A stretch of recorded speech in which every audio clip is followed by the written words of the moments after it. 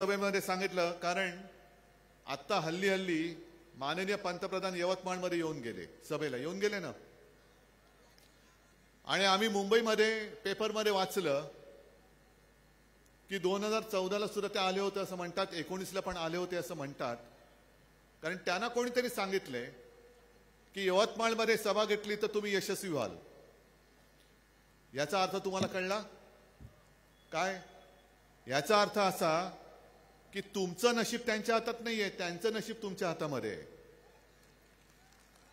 आणि 10 वर्ष सगळे जुमले बघितल्यानंतर ही माझी पुसतकर काय, महाराष्ट्रातली संपूर्ण महाराष्ट्रातली जनता ही एवढी भोळी भाबडी नाहीये की तुम्ही वाटेल त्या थापा मारायच्या, तुम्ही विश्वासघात करायचा, तुम्ही दगाबाजी करायची आणि वरती निवडणुकीच्या तोंडावरती येऊन काहीतरी फेकून जायचं भीक दिल्यासारखं की पुन्हा एकदा आम्ही तुमच्या पालख्या व्हायला तयार नाही. या वेळेला माझ्या छत्रपतींच्या महाराष्ट्रातला एक सुद्धा सैनिक भारतीय जनता पक्षाची पालखी वाहणार नाही. पालखीतनं जरा खाली खेचू आणि कडवट देशाभिमानी पक्षाला आम्ही त्याच्यामध्ये बसून आमचा पंतप्रधान, इंडिया आघाडीचा पंतप्रधान त्या दिल्लीच्या तख्तावरती बसू. कारण आम्हाला सुद्धा असं वाटलं होतं की हे जे काय सगळं चाललेलं आहे, म्हणजे तेव्हा सुद्धा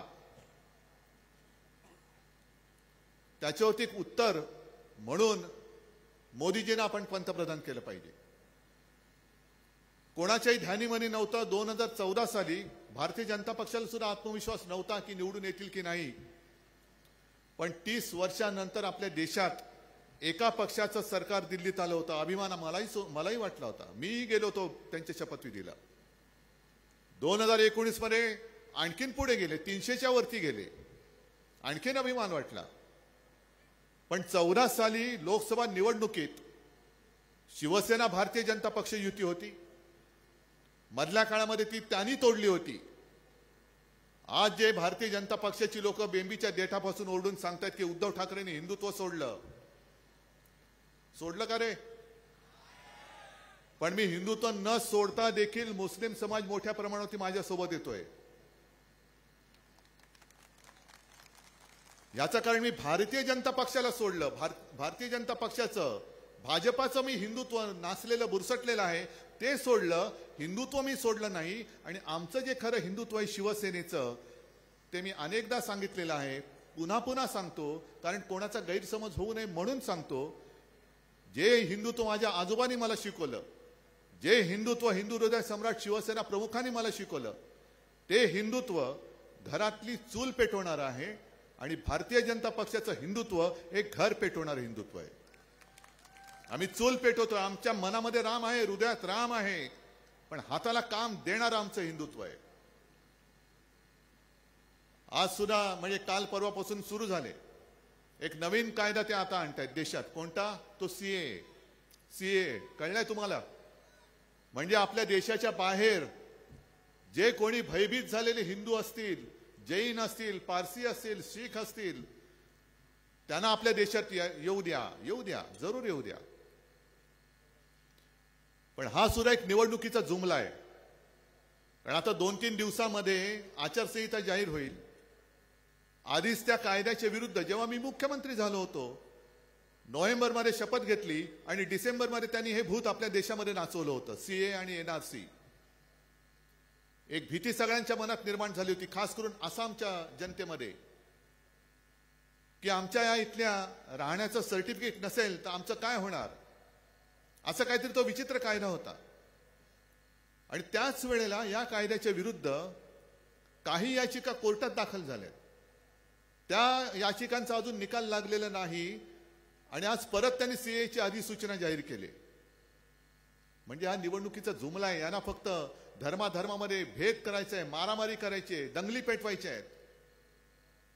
आणि म्हणून मी जे सांगतो की ही जी आता उद्याची निवडणूक होणार आहे, एका बाजूला भाजप आहे जो धर्माधर्मामध्ये द्वेष पसरवतो आहे, घटना बदल करू इच्छितो आहे, आणि दुसऱ्या बाजूला इंडिया नावाची आपली जी आघाडी झाली ती देशभक्तांची आघाडी आहे. म्हणजे ही निवडणूक देशभक्त आणि द्वेषभक्त अशी होणार आहे. सांगा तुम्ही कोणाच्या बाजूला? तुम्ही देशभक्त आहात की द्वेषभक्त आहात? कारण यांच्या विरुद्ध जर काही बोललं तर लगेच देशद्रोही आहे. नाही, आम्ही देशभक्त आहोत. आणि जर बाहेरच्या देशातील हिंदूंना तुम्ही आपल्या देशात घेत असाल, जरूर घ्या. पण अजून देखील काश्मीरचं 370 कलम काढलं, ज्याला आम्ही पाठिंबा दिला होता. हो, दिलाच.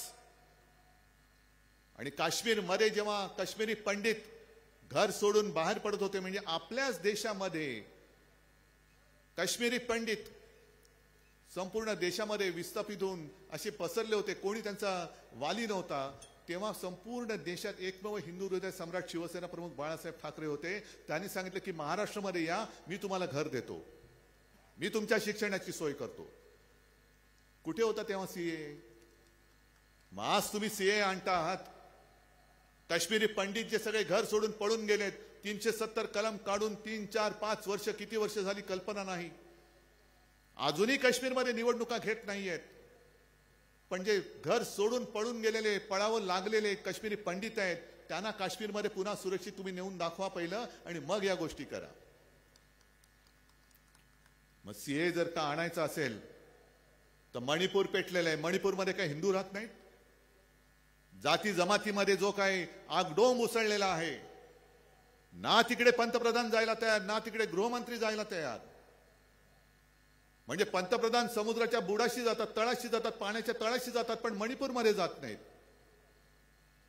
महाराष्ट्रामध्ये मत मागायला येतात, पण मणिपूरमध्ये जात नाहीत. काय मणिपूरमध्ये जे भयभीत झाले ते हिंदू नाहीयेत? बरं, हे सगळं बाजूला ठेवा. आत्ता हल्ली म्हणजे वर्ष 6 महिन्यामध्ये मुंबईमध्ये सुद्धा, कदाचित तिथे काढला असेल नसेल मला माहिती नाहीये, पण याच भाजपच्या चेल्या चपाट्यांनी हिंदू जन आक्रोश मोर्चे काढले होते. माहिती आहे तुम्हाला? हिंदू जन आक्रोश. आणि मी त्यांना प्रश्न विचारला होता की आता 10 वर्ष होत आली, तुमचे मोदीजी विश्वगुरु तिकडे पंतप्रधान म्हणून बसलेत, सगळ्यात जगातला सगळ्यात शक्तिमान माणूस देशाच्या पंतप्रधानपदी बसलेला आहे, हिंदुत्ववादी आहेत ना. मग अशा माणसाच्या राजवटीत हिंदूंना आक्रोश करावा का लागतो आहे? देशाबाहेरचे हिंदू तुम्ही भयभीत असतील ते आणा, पण तुमच्याच राजवटीमध्ये आमच्याच देशातील हिंदूंना जन आक्रोश मोर्चे काढावे लागत असतील तर इथे भयभीत झालेल्या हिंदूंनी जायचं कुठे? त्यांची सुरक्षा करायची कोणी?